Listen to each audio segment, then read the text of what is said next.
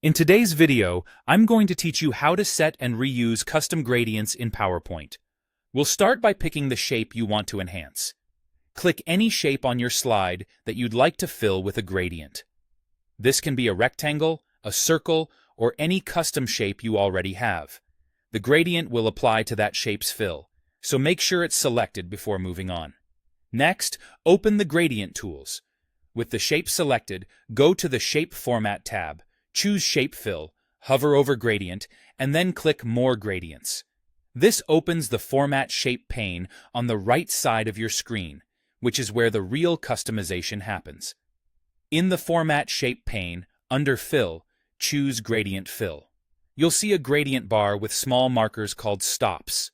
Each stop controls a color in the blend. Click a stop to edit it, then set its color, transparency, and position. Color defines the hue, transparency lets you fade it in or out, and position places that color along the gradient from 0 to 100%. For a smooth blend, space your stops thoughtfully and use slight differences in transparency to soften transitions. If you need more colors, add a stop by clicking on the gradient bar. To remove one, select it and delete it.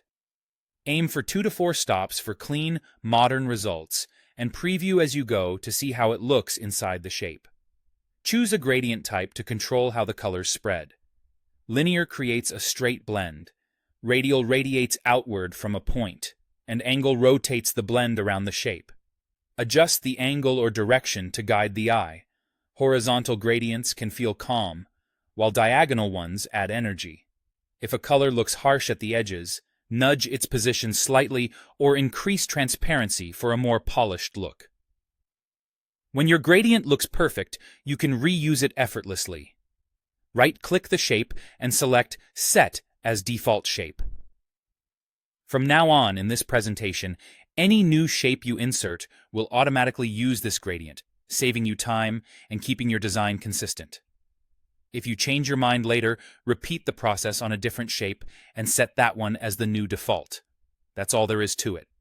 Select a shape, open the Gradient tools, craft your custom look with stops, colors, transparency, and type, and optionally make it your default for quick reuse.